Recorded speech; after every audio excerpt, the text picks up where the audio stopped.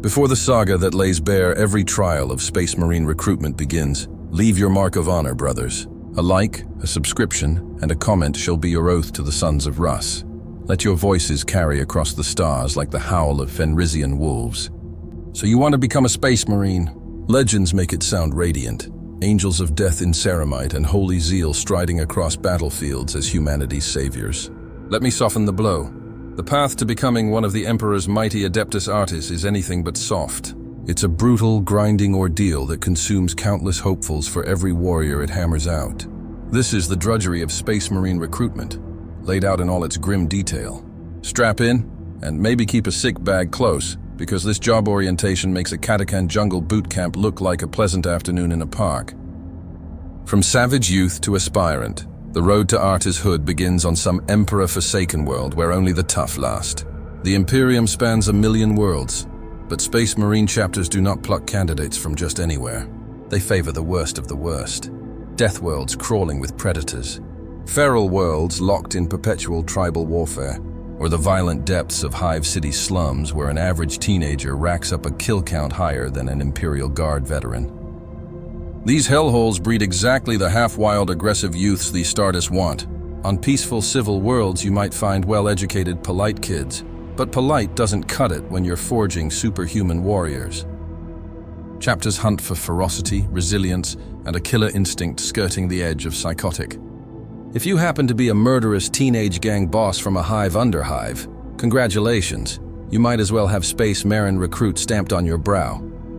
Each chapter guards its own recruiting grounds.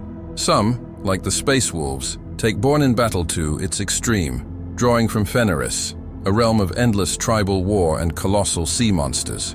Others, like the Ultramarines, favor structure, choosing from the finest of several civilized worlds within their realm of Ultramar, where warrior mice drill youths to peak human standards. Whether a tribal champion or a top-scoring cadet, every candidate shares one trait: exceptional survival in merciless environments. And they're almost always male and adolescent. The gene tech of the Astartes only works on males, and it works best on bodies that haven't finished growing. Sorry, ladies and old folks, the Emperor's miracle brew isn't for you. Initiation targets the very young. They really do seize recruits while they're still shaping into who they'll become. Begin the process too late and your bones are set, your tissues stubborn. Try converting an adult and you're more likely to end up servitor fodder than a Space Marine. On many recruitment worlds, most people know Space Marines only as mythic sky warriors, angels who appear on rare occasions. Picture it. A colossal armored figure, a living legend, descends from the heavens to proclaim that the strongest youths must face trials for a chance at a grand destiny among the stars. In plenty of societies, having a son chosen is the highest honor imaginable, even though the poor soul will likely never return and may die screaming in a laboratory if he doesn't fall on the trial field first. But honor is honor, right? Whole tribes, clans, and families yearn for that moment, retelling tales of ancestors taken by the Sky Warriors. On more developed worlds, people understand what the Adeptus Astartes are. They know that if little Janice down the street gets picked, he's hit the cosmic jackpot and also signed up for near certain death. We'll get to that. In some places, a bloodline with an ancestor inducted into the Space Marines rises to nobility. Portraits of the Chosen One hang in village halls, and people pray to his memory as if he were a saint. All that reverence stacks even more pressure on the young to prove themselves worthy when the angels come recruiting. The deadly trials. Here's the first great hurdle, and for most, the last. No one becomes a Space Marine without demonstrating, in blood and sweat, that they deserve it.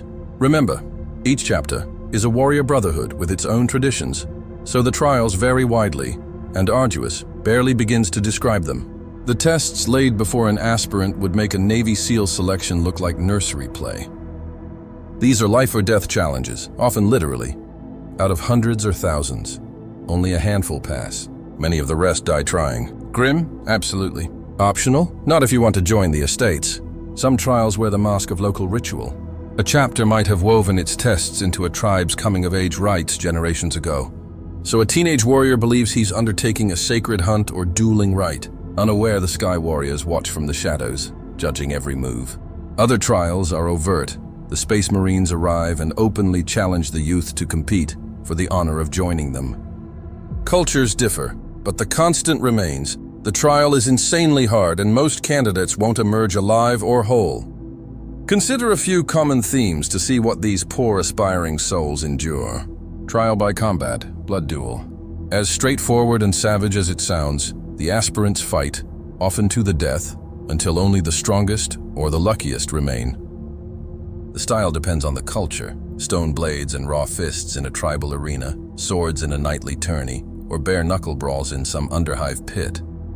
The blood duel is widespread because it's efficient. You want killers? Make them prove they can kill. On some worlds, it's a massive free-for-all or a ladder of duels, thinning the field from hundreds to a final 10. If the chapter needs 5 new recruits in that intake, the last 5 standing might get the golden ticket. If they need only 1, well, last man standing becomes painfully literal. And yes, to the death means exactly that. Aspirants may straight up murder their peers to claim victory. Elsewhere, it's first blood or submission, with Space Marine overseers stepping in before the finishing blow. But don't mistake that for mercy. These fights are no holds barred. Bones shatter, eyes are gouged, bodies are broken. An apothecary might patch up a promising candidate who had his arm torn off if he showed something extraordinary before being maimed, but they won't bother unless he proved it. Many famous chapters favor this path. The Blood Angels, for instance, are known to stage lethal combat tourneys among their aspirants. The name Blood Angels should tip you off that they're not shy about a little red on the sand. The ferocious space wolves love a good brawl as well. They're young warriors testing courage and fury in raw knuckle fights or blade duels. Even the stoic Imperial Fists have been known to set aspirants against one another in punishing contests of martial skill. It's primal, it's savage, and it's brutally effective at cutting out the weak. If you emerge victorious, or simply survive long enough to impress the judges, in a blood duel, you've shown the raw physical power and killer instinct worth considering. Congratulations. That was the easy part. The Great Hunt, hunting the hunter. In many cultures, a rite of passage demands bringing down a deadly beast. The Space Marines eagerly co-opt that theme. In this trial, an aspirant, or Asmal band, is tasked to slay a fearsome predator that terrorizes the land. We're talking creatures normal folk consider unkillable. A gargantuan venomous scorpion in the Rad deserts. Aemon-eating swamp reptile, a massive wolf from the ice plains. Even a Xenos horror if their world has nasty visitors. Sometimes the proof is a trophy, the beast's head, a pelt, a fang. In other variations, the mission is to capture the monster alive, which is exactly as suicidal as it sounds. This isn't just about brawn. It's a test of cunning, endurance, and cold nerve. Track a predator across its own territory with minimal gear, and the hunter becomes the prey. One misstep and you're a chew toy.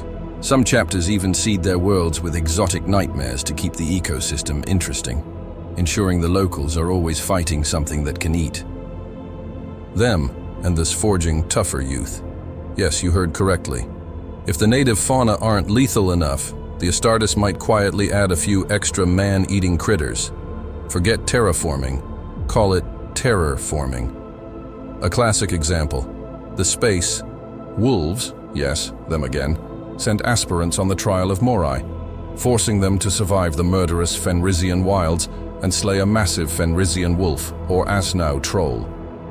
Picture a young Northman stalking an ice-fanged superwolf the size of a car through blizzards, armed with nothing but a spear and raw guts. Most end as red smears in the snow. The rare soul who limps back to the fortress with a wolf pelt has earned his place. The Dark Angels, drawing on their knightly heritage from the days of Caliban, run a similar tradition. Hunt a great beast, often warped by chaos in the deep forests, a homage to their Primarch's legends. Completing a hunt signals resourcefulness, patience, and the courage to meet horrors head-on. All essential qualities for a Space Marine. Survival of the fittest, warrior's provenance. War never stops in the 41st millennium, so some chapters ask, why stage trials at all?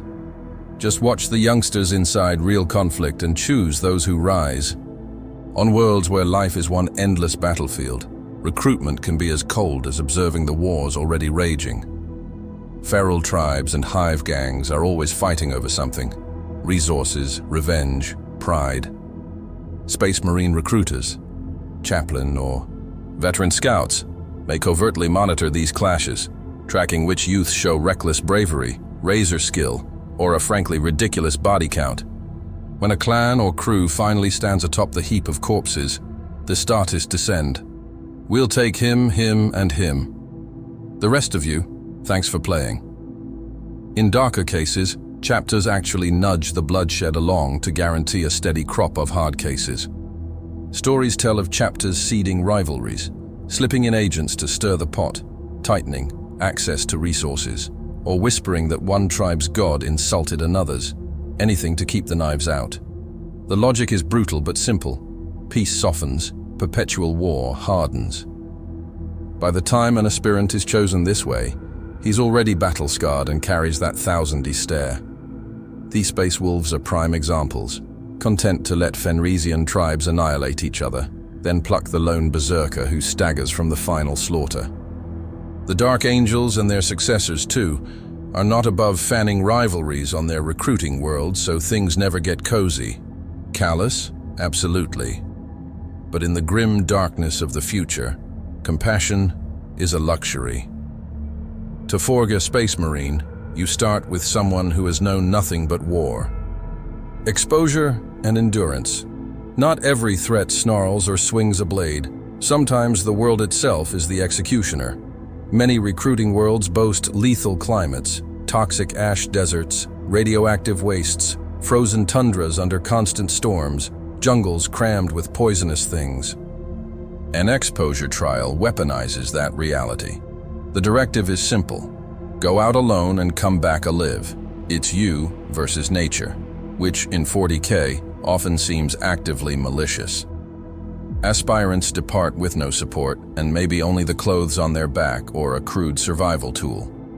The point is, toe test fortitude, ingenuity, and an iron refusal to die. If you hail from a death world jungle where every plant wants to eat you, your people normally survive by never being alone. So, the trial sends you solo into that green hell and waits to see if you return. On an ice world, they might dump you at point A and order you to reach point B across a killing cold. Cue a trek through blizzards that would make a polar explorer cry. In irradiated wastes, perhaps the route crosses glowing ash plains where the air itself rots lungs without a filter. Some exposure trials are intentionally unwinnable in the conventional sense. The true victory is refusing to quit. The chapter watches, via satellites or psychers, and if an aspirant endures beyond what any normal human should, fighting on through. Thirst, hunger, and mutant predators, they'll haul him back from the brink. All right, this one's tough, he'll do. A particularly cruel twist is to drop the candidate into an utterly alien environment. Adasert tribesman suddenly cast onto a polar glacier knows nothing of cold survival, making it the ultimate test of adaptability. Or the reverse. A hiver who's never seen a tree is thrown into a carnivorous jungle. Sink or swim, with the odds stacked heavily towards sink. The ultramarines, paragons of logic, favor exposure trials often. They believe hardship tempers greatness. Legends even claim that in Ultramar's past, certain elite families left newborns out in the wild as a first test of resilience. Hard to swallow, but that's the Imperium. Congrats on the baby. Now let's see if he can survive a snowdrift. The Space Wolves likewise cast young fighters onto glacier flows or the fire plains of Fenris and tell them to find their way home.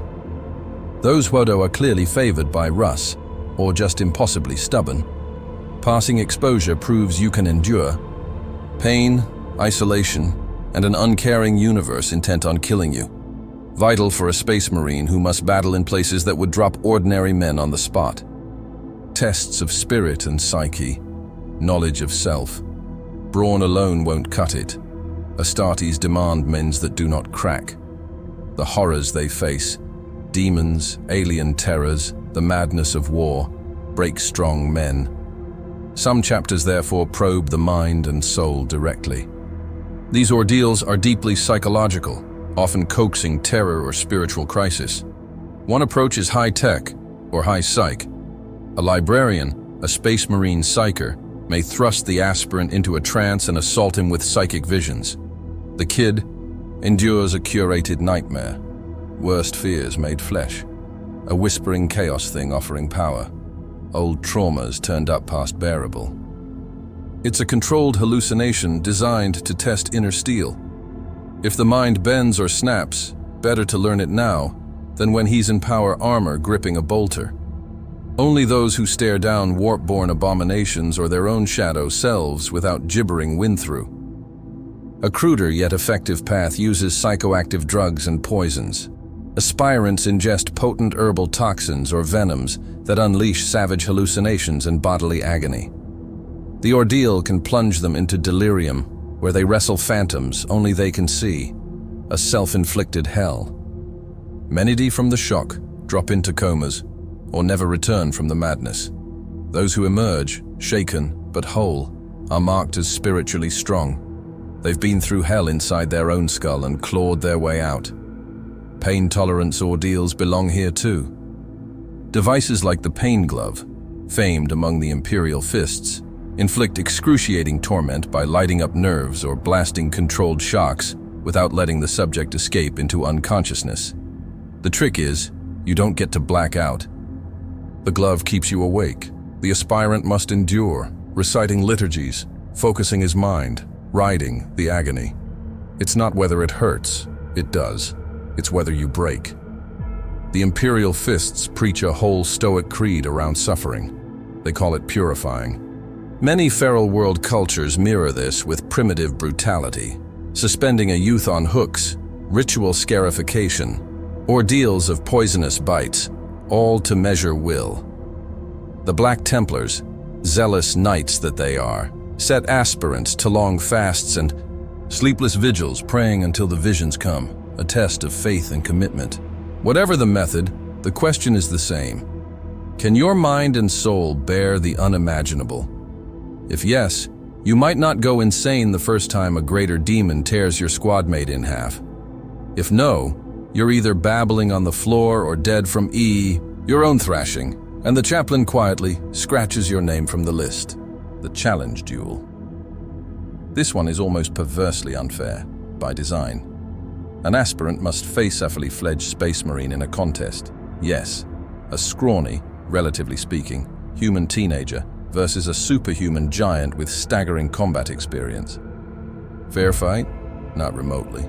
Noon expects the kid to win. The real measure is how long he lasts and whether he has the audacity to engage at all. Often the Marine. We'll take a handicap. No armor, practice weapons, maybe barehanded while the aspirant wields a blade or a gun. Even then, an unarmored artist is a walking slab of gene-forged muscle who can crack concrete with a punch. Most bouts end with the aspirant battered unconscious or dead in short order. Yet every so often one pulls off something unexpected, a cunning feint, a fearless charge that catches the Marine off guard, Emperor bless, even landing a hit, and his stock skyrockets. Legends say if an aspirant somehow bests the Marine, perhaps the artist holds back drastically, or the youth is freakishly gifted. That candidate is all but destined for greatness within the chapter. Far more commonly, the aspirant loses but in style, refusing to yield through broken bones, rising again and again. A chapter may halt the duel before the kill and grumble, enough. He's got guts. Non-combat versions exist too. A raw test of strength. Lift an absurdly heavy object while a Marine does the same. You won't outlift him, but how close do you get? Or stamina. A foot race against a Marine. He'll win obviously, but do you collapse or drive yourself across the line anyway? It's a measure of heart and resolve mortals set against demigods. The Ultramarines have been known to do this in their structured training camps. If you can spar with a veteran sergeant without collapsing, you're made of the right stuff. The proud Imperial fists sometimes require aspirants to withstand a few rounds with one of their champions to test bravery and tolerance for pain. Many stories mention the Iron Snakes chapter from Ithaca, where aspirants have to fight an actual artist in ritualized combat as the final selector. They know they'll lose, but it's the courage to face a foe you cannot defeat that proves your worth. Often when an aspirant is inevitably beaten in a challenge trial, but shows promise, the observing apothecaries will rush in and save him from death, patching up wounds, maybe even throwing him in a rejuvenation tank. This one's tough. Don't let him die from that skull fracture. We need him. If he dies outright, well, he wasn't meant to be. Or perhaps the Marine misjudged his punch. Oops. Either way, the chapter learns a lot about a youth spirit from these uphill battles. Brutal all of it, isn't it? By design. The trials ensure that only the absolute cream of the crop physically, mentally, spiritually even get a foot in the door. And cream of the crop in a galaxy, this harsh still means these young men are monsters compared to normal humans. Achoni is the kind of person who has killed with his hands, stared down nightmares, survived impossible situations, and kept going. If you think about it, a space marine is a giant among men. Toe Forgione, you must start with someone who's already a giant at heart and a bit of a maniac. Truth be told, statistically, the vast majority of aspirants never leave their trial alive. Those who may be battered, scarred, forever changed by what they endured. For example, an aspirant who survives an exposure trial might wander back into his village half dead, only to find a towering space marine warrior waiting for him with a nod of approval. Perhaps another emerges triumphant in a duel, covered in the blood of peers he had to slay, knowing that his life will never be the same. Some aspirants don't even realize they've been in a space marine trial at all. If the tests were veiled as local rituals, a young man might suddenly be approached by an armored giant he thought was a myth and be told, "Come with us, boy." Imagine the mix of awe and terror. One minute you're celebrating winning the tribal hunt. The next, a huge gauntleted hand grips your shoulder and leads you to a shuttlecraft. You probably don't even get to say goodbye to your family. Actually, depending on the chapter, you might some allow a brief celebratory send-off in the community. Others just whisk the candidates away immediately to maintain mystery. In many cases, the families and onlookers rejoice when a son is chosen. They assume he's off to become a demigod and great honor will come of it. They're not wrong about the demigod part, but they have no idea of the misery in store for their poor boy. Anyway, those few who pass the trials are now officially aspirants, meaning they are accepted to attempt the process of becoming a space marine. Yes, all that. And they're still not actually space marines yet. They've just qualified for the privilege of attempting to survive the transformation. At this point, the recruits are often scooped up by the chapter's facilitators, typically the chaplain and apothecaries. A chaplain, a grim warrior priest in skull helmet and black armor, usually oversees the spiritual fortitude of recruits, while an apothecary, medic, geneticist, surgeon in white armor checks their biology. The aspirants might be taken aboard a shuttle to the chapter starship or fortress monastery. Sometimes they wake up in a cell or medical bay with no idea how they got there. The Marines might sedate them for the trip to keep things orderly.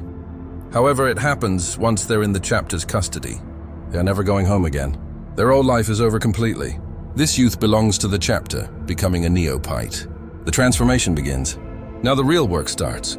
Those victorious young warriors, still human at this point, are about to be unmade and remade. They are called neophytes once they're formally taken in.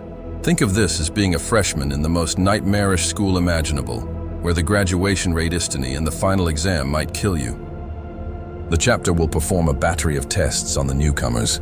Just because you survive the trials doesn't guarantee your worthiness. Now, the apothecaries need to confirm your body can handle what's coming. There are thorough medical examinations, genetic screenings, and psychological evaluations. The gene seed implantation process, the hallmark of creating space marines, only works on certain genetic profiles. Only a small fraction of humanity is biologically compatible with the implants and the harsh hormonal changes they bring. So the apothecaries will poke, prod, take tissue samples, sequence your DNA, analyze your blood, test your hormone levels, probably make you run on a treadmill and lift some weights while they monitor vitals, etc. They're looking to make sure you don't have any genetic flaws that would cause your body to reject the gene seed organs. Things like predisposition to autoimmune issues or perhaps too high a likelihood of undesirable mutation. Remember, each chapter's gene seed has its quirks. If your family line has some latent trait that doesn't play nice with, say, the Blood Angel's gene seed, they need to catch that. Now, if an aspirant is found wanting in this stage, maybe he's not compatible or has some taint. Emperor forbid any sign of chaos, corruption, or psyker mutation they weren't expecting. He'll be removed. Removed can be a euphemism for a number of fates, none pleasant. In the best case, he's simply told, "You have failed. You may not become one of us." And perhaps mind wiped and dumped back on a planet or kept as a menial. In the worst case, The chapter might decide any failed aspirant is a security risk. He's seen too much, and quietly execute or surgeries him. They really don't like doing the latter to their prized candidates, but the grim necessity of secrecy often demands it. So, if you're in that lucky top 5% who survive the trial, you need to be in the lucky subset of those who are biologically fit for implantation. No pressure. Assuming you pass the genetic tests, you then undergo psychological screening. This isn't gentle sit-down therapy, oh no. Chaplain or librarians might use psycho-indoctrination machines, or even telepathic probing to scour your mind for weakness, impurity, or lingering loyalty to anything other than the Emperor. Are you truly faithful? Any hidden fears or doubts that might make you hesitate in battle? Are you mentally stable? Well, stable enough for a life of sanctioned hyperviolence. Since you were likely a savage youth or hardened gang anger, you probably have a very aggressive mindset. That's good, but they must ensure you can be controlled and conditioned properly. The ideal recruit is aggressive but also trainable and loyal. If someone's too independent or shows signs of resisting authority, the chaplain will note that as a big problem. Space Marines need absolute discipline and unity. A lone wolf maverick outside of certain chapter cultures might get culled or re-educated harshly. At this stage, the chaplain might begin the first lessons of indoctrination, drilling into the aspirants, the chapter screed, the imperial truth or the imperial faith, depending on chapter, and the notion that they're about to become something far greater than human and must leave humanity behind. It's a bit cult-like, honestly. But then, Space Marines are a cult in many ways. A cult of the Emperor's Khosan warriors. The youths are often in awe. They're in the literal halls of their gods now, seeing things ordinary folks never dream of. Gene labs, armories full of power armor, holy shrines to the Primarchs. It can be overwhelming. The chaplain are there to harness that awe and mold it into devotion and focus. Alright, so by this point, a handful of aspirants have survived the trials and passed the recruitment screening. Now comes the truly gruesome part, the series of implants and surgeries that will reshape them from human boys into transhuman Space Marines. There are 19 standard implants for the original firstborn Marines. Each one a marvel of bioengineering, and from the recruit's perspective, each one an ordeal. The implants are derived from the chapter's gene seed, essentially genetic material that traces back to one of the Emperor's Primarchs. Think of gene seed as a collection of specialized tissues or cultured organs that, when put into a human body, transform it piece by piece. This is not a quick process. It takes many surgeries, injections, and therapies. You don't just pop a pill and wake up a super soldier. The recruit will walk a knife's edge of survival through constant physiological upheaval. Implantation tends to happen in phases corresponding roughly to certain ages or developmental milestones of the neoite. The chapter ideally wants to start early when the body is still growing rapidly. The implants can essentially ride that wave of puberty and warp it to their needs. If they've gotten an older candidate, time is short, and the apothecaries will probably compress the schedule with higher risk. Let's walk through the biological metamorphosis. And forgive me if I wax a bit clinical. It's equal parts science and nightmare fuel. Secondary heart. First up, an easy one, relatively speaking. The aspirant gets a second heart implanted in his chest. Yes, a whole new heart. This secondary heart can kick in to boost blood flow or act as a backup if the primary heart is damaged. It's like having a spare battery for your circulatory system. If one heart gets blown out on the battlefield, the other can usually keep you alive. This implant, while invasive, is one of the simplest and rarely rejected. It sets the stage for the more drastic changes to come by ensuring the recruit's body can handle strain and has improved blood circulation for all the upcoming growth spurts. So our friend is now a bicardiac adolescent. Neat, huh? He might feel a bit weird. 2 heartbeats thumping in his ears, but soon that becomes normal for him. Osmodula, aka the Iron Heart. This one is huge. The osmodula is a tiny gland implanted at the base of the spine, and it secretes hormones that massively restructure the skeleton. This thing will make the recruit's bones grow denser, thicker, and larger. It literally alters bone tissue, fusing the rib cage into a solid plate. Goodbye, flexible ribs. Hello, natural body armor around vital organs. It also deposits ceramic-based minerals into the bones, making them super tough. The end result, the kid's skeleton is no longer baseline human. He'll likely be at least a foot or 2 taller, his bones almost unbreakable, and his torso encased in an interlocking shell of ribs. The pain during this process, oh Emperor, growing pains multiplied by 10. Imagine your bones stretching, strengthening, fusing. Some nights the neophyte probably lies in his bunk, shaking and sweating as his body literally reconstructs itself. But pain is instructive in the artes. He'll be expected to grit through it. The O-modular is crucial. It is how scrawny teens turn into hulking 7+ foot space marines. Fun fact, sometimes this goes a bit too far. Certain chapters with mutated gene seed, like the feared black dragons, have an osis modular that overreacts and causes bone spurs to grow out of the forehead or arms, making literal bone blades. Black dragons fighters sport horns or bony crests and grow knives from their forearms, which they canis in battle. Pretty cool, if a bit grotesque. Biscopia, another gland implant usually done alongside the osmodula because they work together. The biscopa nestles in the chest and floods the body with growth hormones and muscle stimulants, where the osmodula toughens and lengthens the bones. The biscopia supercharges muscle development. The recruit's musculature begins to multiply in density and efficiency. He packs on mass, but not just bulk quality muscle fiber that gives tremendous strength. The appetite goes crazy. The kid might eat 6 times what he used to and still feel hungry as his body devour resources to rebuild itself. Between the osmolder and biscopia anoid, looks less like a lanky teenager and more like a superhero who spent in a gym. If you imagine a superhero who's also a bit stretched, taller and broader than any normal human, at this point, the recruit's physical changes are already dramatic and we're only maybe approximately 3 implants in.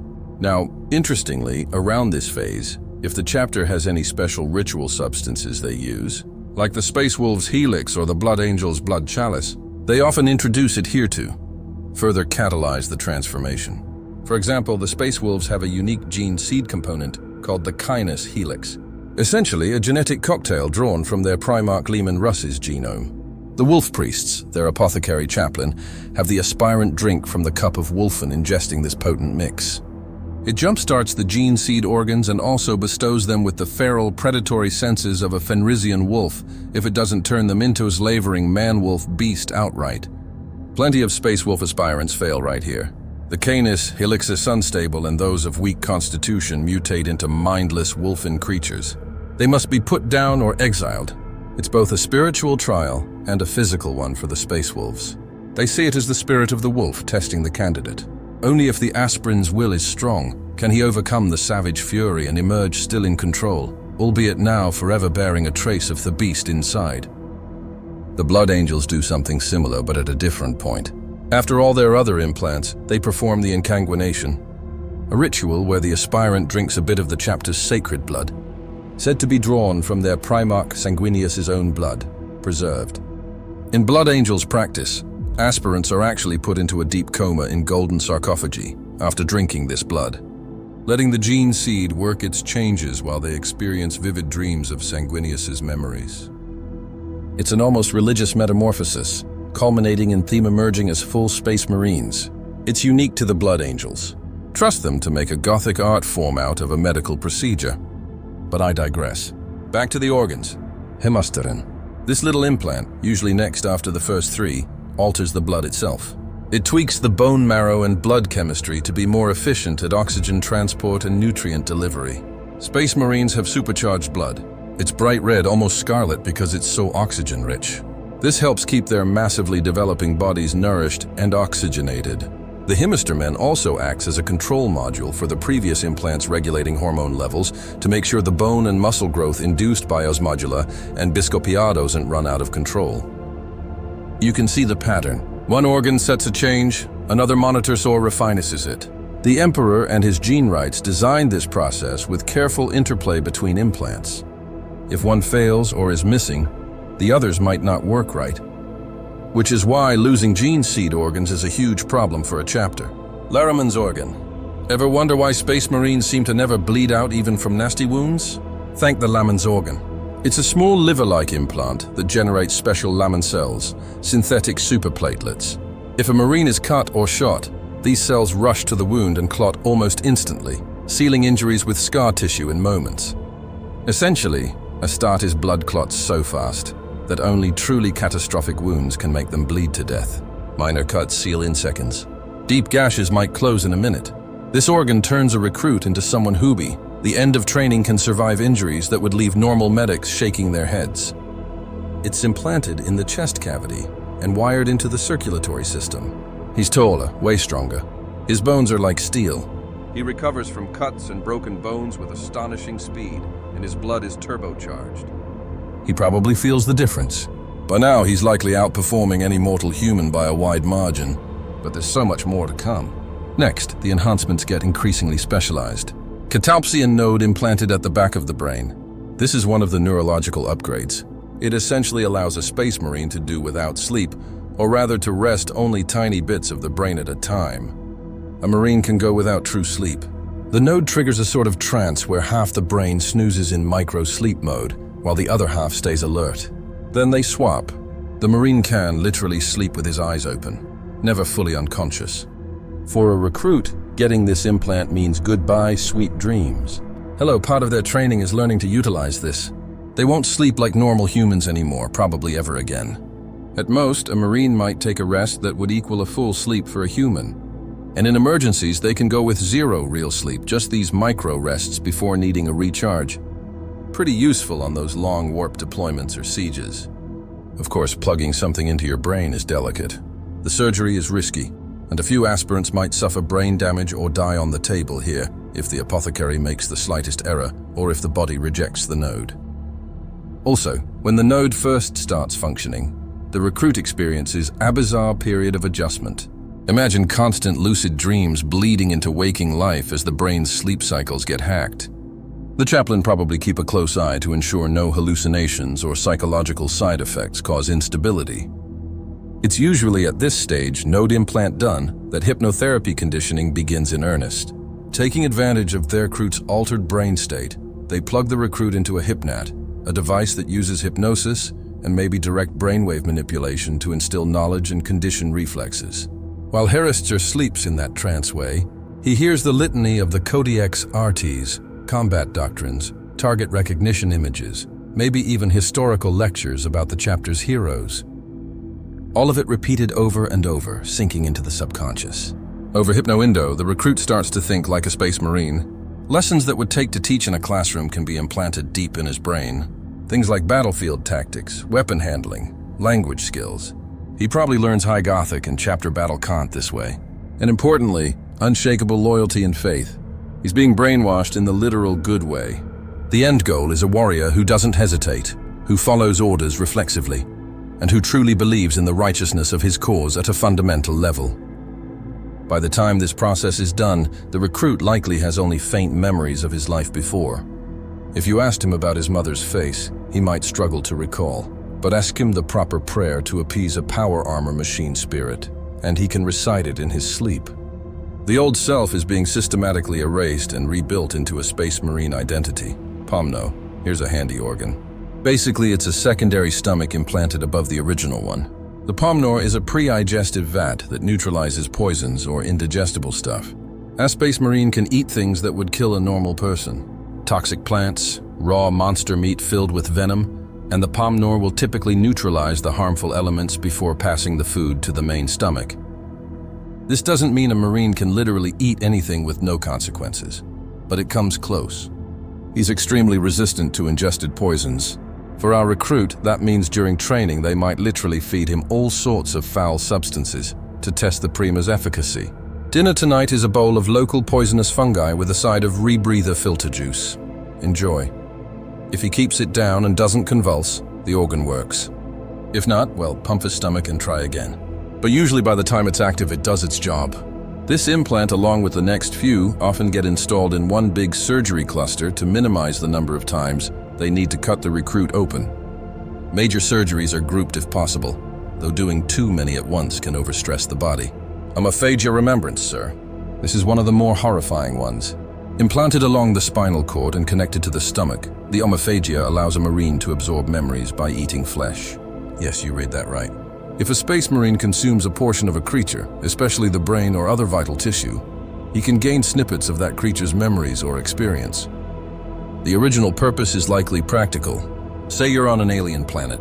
You kill a local animal and eat part of it.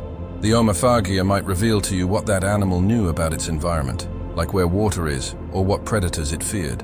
In war, a Marine could eat a dead enemy's flesh to quickly learn what that enemy knew. Battle plans, passcodes, etc. Gruesome but effective intelligence gathering. Of course, many chapters have turned this into ritual. Blood angels and their successors drink blood. Flesh tearers, aptly named, or flesh eatators, might devour pieces of fallen foes. It's taboo for some chapters to use this ability openly because, let's be honest, it's cannibalism adjacent, but it works. Now, what's it like for the recruit?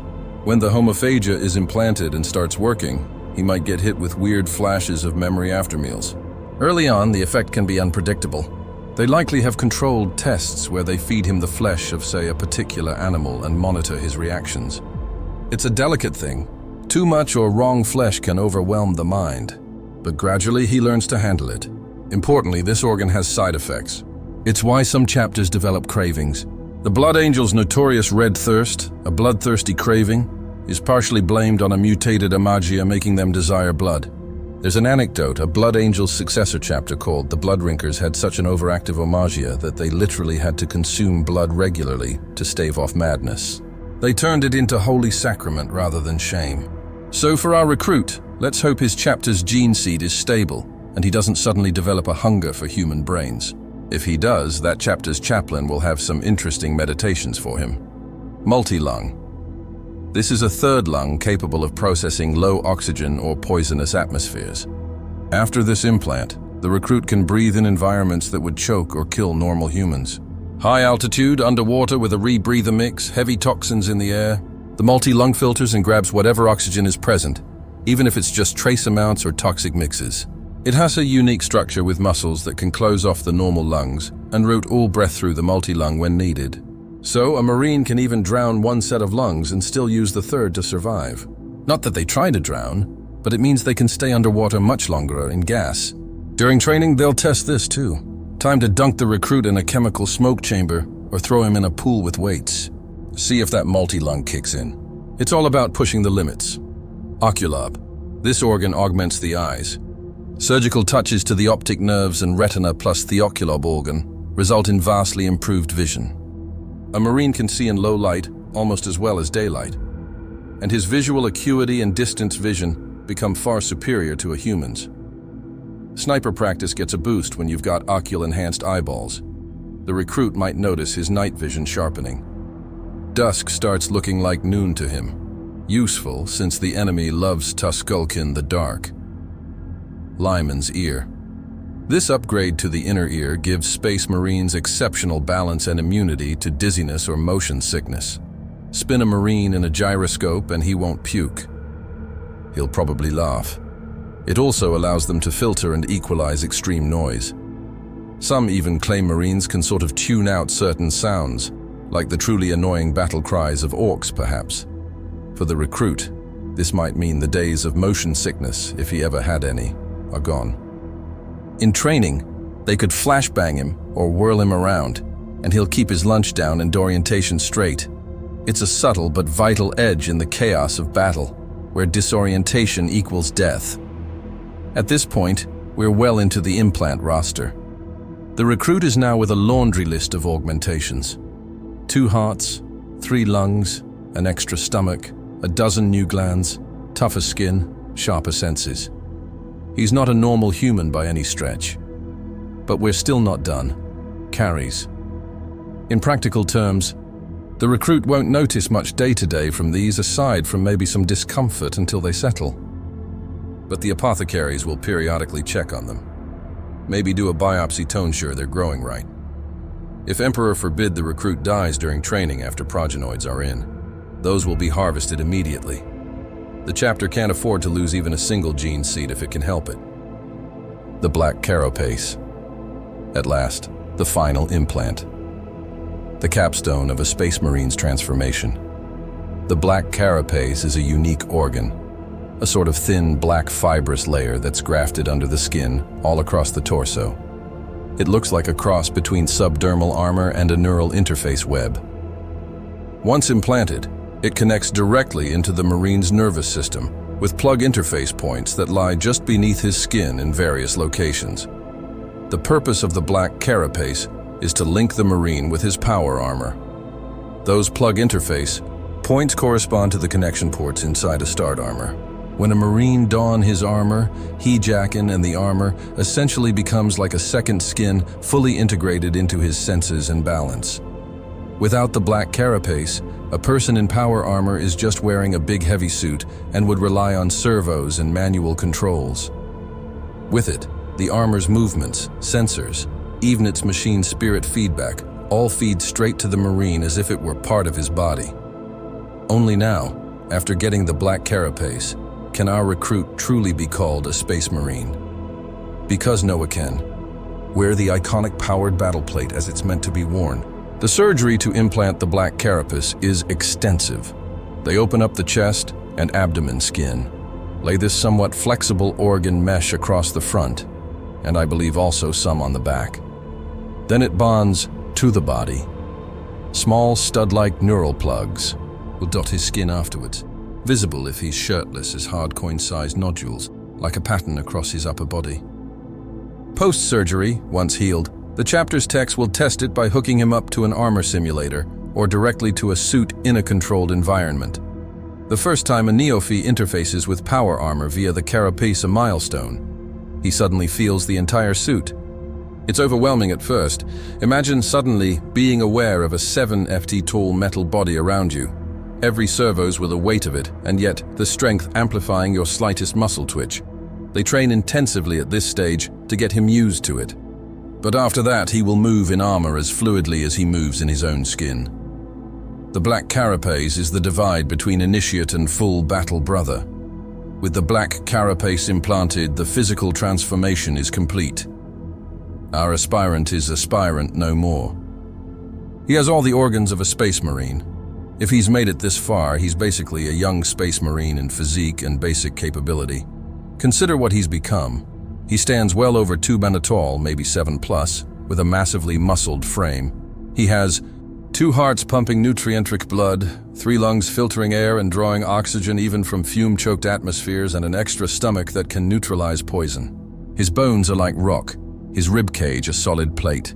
He heals quickly from wounds that would key others, and he barely needs sleep. He can see in the dark, hear beyond normal ranges, and tracks scents like a predator. His reflexes and strength are superhuman. He could probably bend steel bars and crush a human skull with his bare hands. He's been imbued with battle knowledge via hypno-conditioning and has likely spent countless hours in physical training, combat drills, weapons practice, and tactic simulations. In short, he's gone from a primal but mortal youth to an almost post-human engine of war, training and indoctrination. It's worth emphasizing how much training accompanies all this bioengineering. While the apothecaries work on his body, the chapter's instructors work on his mind and skills. Days are filled with combat training, sparring with fellow neophytes, now careful not to kill each other. The competitive trials are over. These lads are all on the same team and precious to the chapter. They practice marksmanship with bolters and other weapons, starting likely with smaller arms until they can handle a full bolter's mighty kick. They run drills in squad tactics, learn battlefield communications, and study the enemies of man, from orcs to heretics to tyrannids, often using hollow simulations or live captive creatures if available. A neophyte might spend an afternoon in the fighting cages practicing knife work, then an evening in their Clusium chapel chanting the catechisms of hate, then in a hypnat session implanting tactical data into his brain and doing a 50-mi run in full gear over obstacle courses. It's intense to say the least. They are forging not just a body, but a warrior who is utterly lethal and utterly loyal. Chaplain continue to oversee the spiritual indoctrination. By now, any notion of the aspirant's previous life, religion, or culture has likely been merged into chapter doctrine. If his tribe worshipped some sky spirit, he now knows that was just an aspect of the Emperor. The chaplain will frame it that way. Perhaps he worships the Emperor and venerates the Primarch of his chapter as his spiritual gene father. If the chapter has particular quirks, say the space wolves with their tomic animal sagas or the blood, angels with their artistic and sanguine rites, their crew is taught these and participates in them. Rituals are big in a start life. They bond the neophyte to the chapter's culture. Some chapters brand or tattoo their recruits with symbols of achievement. Others have feasts. Yes, Space Marines can eat normal food.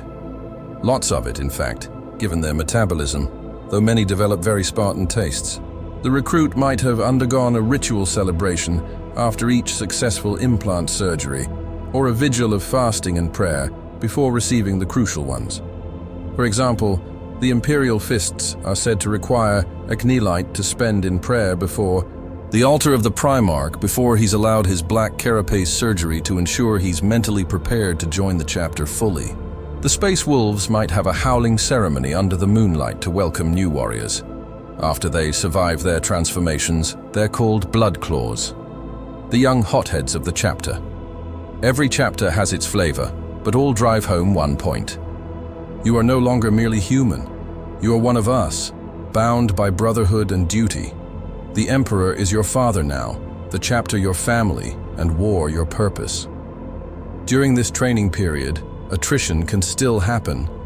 The implants are in, but some recruits might fail in other ways. Maybe one's mind breaks under the pressure. He develops instability, battle shock from maybe a particularly traumatic hypnotherapy session, or just the cumulative stress. Maybe one shows cowardice or hesitation during a live fire exercise. Yes, they do. Those often neophytes are pitted against real targets like captured beasts or even live foes in some war zones as training. A chapter cannot tolerate a weak link. Such failed neophytes meet harsh fates. The lucky might be mind-wiped and turned into chapter serfs. Essentially servants who retain enough motor function to cook, clean, maintain armor, etc., but have no personal will. The less lucky could be lobotomized and made into servitors, cyborg automator, to perform mechanical tasks. Imagine spending all this effort only to have your brain fried and body repurposed to be a servo arm operator or a gun turret loader for the rest of your days because you flinched when told to charge. It happens. A Space Marine chapter does not coddle failure. On the flip side, if a neophyte is severely injured during training, say an accident costs him a limb or eye, they might give cybernetic replacements if they think he's still worth keeping. But if he's too broken to fight properly, he might be shunted to a serf role or offered an honorable death. It's tough, but the chapter can't afford passengers. A rare few who show particular talent but can't continue as line Marines might be diverted to the roles. For instance, a neophyte with great technical aptitude might be sent to Mars for training as a tech Marine after becoming a full Marine. Though that's usually later, or one who shows a psychic spark might be taken aside for librarious training. Again, that's a whole separate ordeal, often involving testing on Terra or by the chapter's chief librarian. But those are exceptions. Most who falter are removed one way or another. By the end of this gauntlet, what remains is an elite core of young warriors who have survived every test the chapter devised and every surgical torture the apothecaries conducted. Scout to Marine, earning the power armor. After all the implants and basic training are complete, a neophyte usually isn't thrown straight into a frontline veteran squad. There's a transitional stage as a Scout Marine, at least in Codex-adherent chapters. The chapter's 10th company is typically the Scout company composed of these fresh initiates.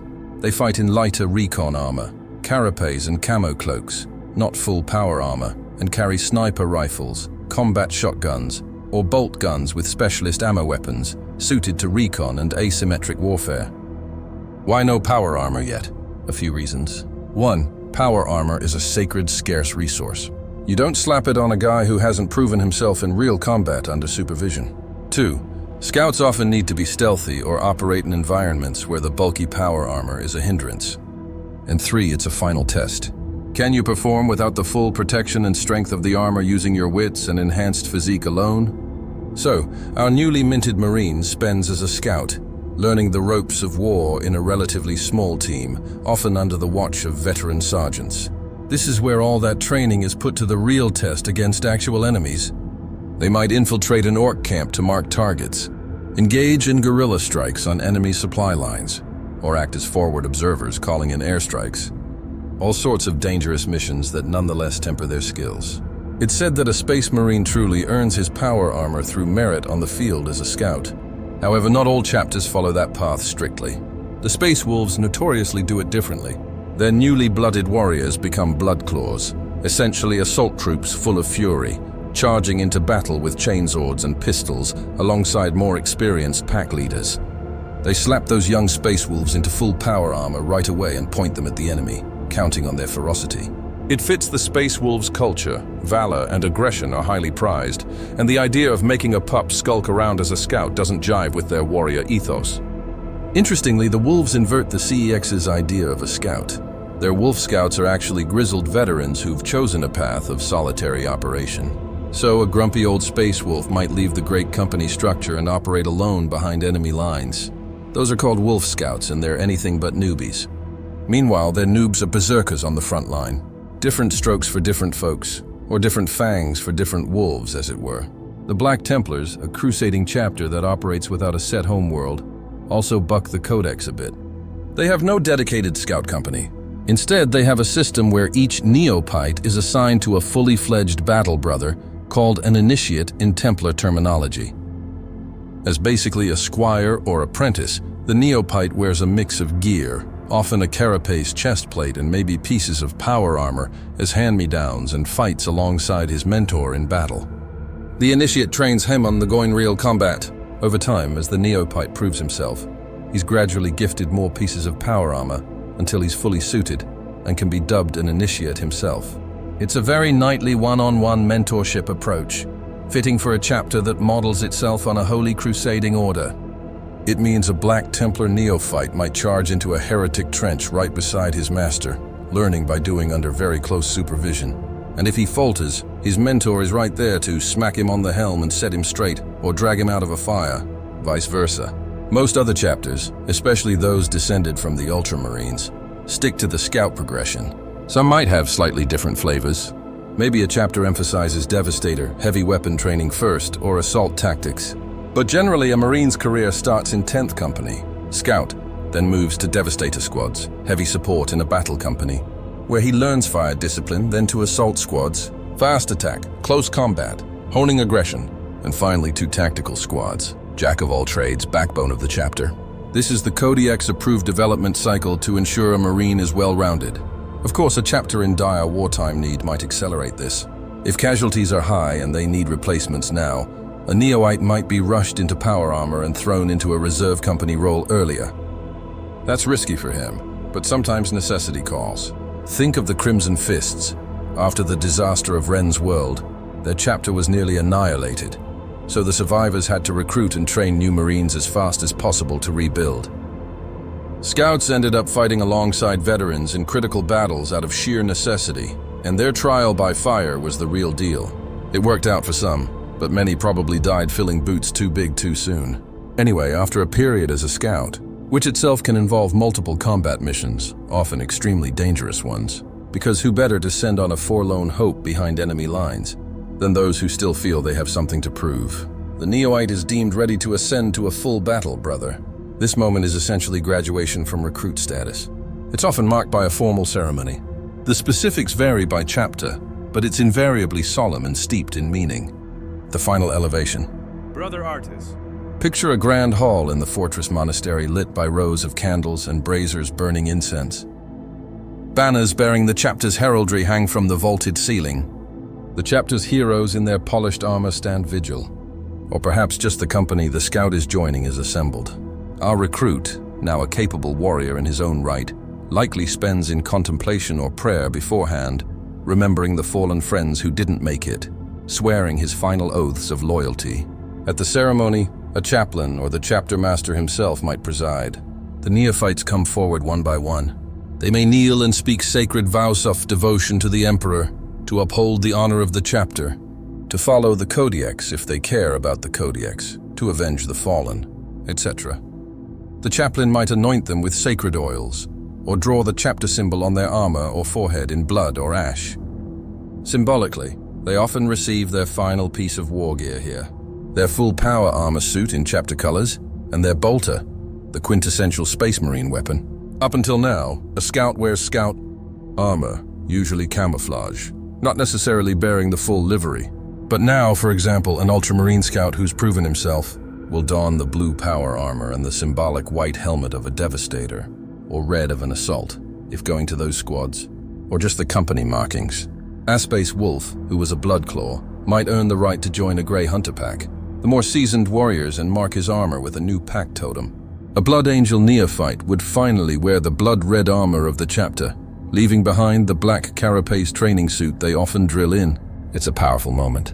In some chapters, the new Marine chooses a new name, shedding his childhood name to signify rebirth. This isn't universal, but it happens in some lore. The brothers all chant a welcome, perhaps banging gauntlets on breastplates in salute. The newly minted Marine stands and is addressed as brother name for the first time. Hess steps into line alongside his new squad, truly one of them at last. You can imagine the pride. Few humans will ever experience an honor such as this. In that moment, all the pain, loss, and effort crystallize into a single achievement. He's an angel of death now, a warrior of humanity's elite. Of course, trust a Space Marine chapter to not let them get too swell-headed. Usually, right after the ceremony, it's back to work. There's often a baptism of fire coming. Maybe they're deployed to a battle zone to truly test these new Marines. The galaxy doesn't wait politely for you to enjoy your graduation cake. If the chapter's at war, which it usually is somewhere, then you brethren will be sent off to do what they were made to do. Fight the enemies of men with bolter, blade, and righteous fury. Primaris Marines. A new twist. No discussion of Space Marine recruitment these days would be complete without touching on the Primaris development. Saw the introduction of the Primaris Space Marines, a new improved breed of artis, cooked up the Arch Magos Belisarius call under Robout Gilliman's order. Primaris Marines have all the implants we listed. They're now often calling the classic Marines firstborn, plus a few extra. The Primaris organs, the Sinew coils, Magnificat, and Belisarian furnace add even more muscle reinforcement, a boost to the effects of earlier implants, and a sort of built-in emergency adrenaline redemption trigger that can kick up Primaris into overdrive healing or strength when he's on the brink of death.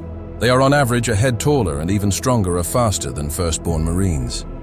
Crucially, their gene seed was refined to be more stable, less prone to Thosem mutations and flaws that crept into some legions. The chance of genetic deviancy each generation is extremely low for Primaris gene seed, or so the tech priests claim. Now Cole created tens of thousands of these Primaris Marines in labs during his long project. Basically fully grown, fully trained via Hypno-Indo, Marines who were kept in stasis until the time was right. The Indomitus crusade after Gilliman woke up. Those awoken Primaris were just gifted to existing chapters, or formed into entirely new chapters. The Ultima founding. Imagine old chapters seeing these shiny new Uber Marines arriving as reinforcements. Some were grateful, some suspicious. Are these real Marines or Martian witchcraft? Many a crusty chapter master wondered. But beyond that initial influx, the Primaris tech also allowed existing Marines to be crossed into Primaris. A dangerous surgery, but many survived and essentially gained the new organs, and important for our topic. New recruits can now be made directly into Primaris. Essentially, chapters got an upgrade to their induction process. They can decide whether to make a given neophyte a standard firstborn Marine, or to give him the Primaris organs along the way, given that Primaris seem objectively better soldiers over time. Presumably, all chapters aim to produce Primaris as the norm unless some stubborn traditionalists refuse. From the recruit's perspective, does this change much about the Nightmare Gauntlet? Not really, except maybe it adds a couple more surgeries to endure and perhaps a slightly higher chance of survival due to improved gene tech. Primaris gene seed is touted as more stable, so possibly fewer organ rejection deaths, though it's still not anywhere near 100% success. If anything, one could argue being a Primaris recruit might be even more trying. Those extra implants further stress the body, but this is the cutting edge of Imperial science, so presumably Call tried to streamline it. Time will tell how Primaris integration fully shakes out in every chapter. But one thing is clear, the basics of artist recruitment remain cruel and unforgiving. Whether you're destined to be firstborn or Primaris, you're still going to be that kid fighting tooth. A nail in a death arena, or toughing out the wasteland alone, or letting an apothecary saw open your ribcage to shove in another. Organ while you bite, down on a leather strap, or even remain awake reciting Thelatania Fortitude to not scream. Some apoths insist on that to gauge pain tolerance. The Primus process didn't eliminate any of that. It simply tacked on a bit more. In fact, some chapters had to wrestle with tradition versus innovation. Imagine telling a proudly steeped in ritual chapter like the Blood Angels, "We have some new organs for your recruits." They'll incorporate it, but probably weave it into their mystical rhetoric. By the blood of Sanguinius, we shall make you even stronger. 3 more miracles to bless your flesh. Ultimately, Primaris are Space Marines. Their recruitment, aside from those initial mass-reduced ones, converges with the same grim pathway of trial and transformation we've described. The few, the proud, the transhuman. At the end of this arduous journey, our once aspirant stands as a brother of the chapter, fully equipped and ready to serve. The chapter likely holds a feast or celebration in the newcomer's honor. Some do a big feast where the new Marines sit at table with the veterans for the first time as equals. There might be toasts to their courage and somber mentions of those who fell along the way. Perhaps the names of the fallen aspirants are engraved on a roll of honor. They did give their lives pursuing this duty after all, and that sacrifice isn't taken lightly. But likely, just as many chapters deliberately erase those names, considering them not to have been truly part of the chapter, each chapter's culture dictates that. Now, the real work of a Space Marine in ending war begins for them. But here's a comforting thought, or not. In many cases, actual combat against the Emperor's foes is less deadly to a Marine than the process that got him there. After all, a full Space Marine is one of the most formidable warriors in existence. Ironically, he was at greater risk when he was a half-trained kid on an operating slab or dueling his friend to the death for a chance at this life. That's the price of admission to the Adeptus Artis. Only the absolute best of the best survive, and only the ruthless grind of selection and bioalchemy can forge a true Space Marine. Think of the staggering attrition. Out of 1,000 kids from a hive, maybe 100 show promise enough to be tested. Out of those 100, maybe 10 survive the brutal trials and get picked. Out of those 10, maybe 5 pass all the genetic checksand implantation without dying or going insane. And perhaps 3 to 5 make it through training to become full battle brothers. Maybe even fewer depending on gene seed issues or the chapter strictness. And this isn't considering that some chapters simply have lower recruiting rates or smaller pools to draw from. It's a slow, exacting process. That's why a chapter can't just replace heavy losses overnight. Even if you had 1,000 great candidates, the actual conversion pipeline might yield only 100 Marines. If you're lucky, if a chapter loses too many veterans too fast, say in a disastrous campaign, it could take to rebuild because recruitment and training impose a natural cap. This is one reason the Codex Astarte fixes a chapter at approximately 1,000 Marines, not just to limit power, but because more would beverly. Hard to maintain with stable gene seed supplies. Anyway, the unseen toil. The phrase drudgery of recruitment truly fits when you consider the behind-the-scenes labor involved. For every aspirant undergoing trials, there are chaplain and apothecaries and serfs working tirelessly, observing tribes, setting up tests, maintaining medical equipment, preparing hypnotapes, cleaning up the mess. Yes, someone has to haul away the bodies of all those who failed.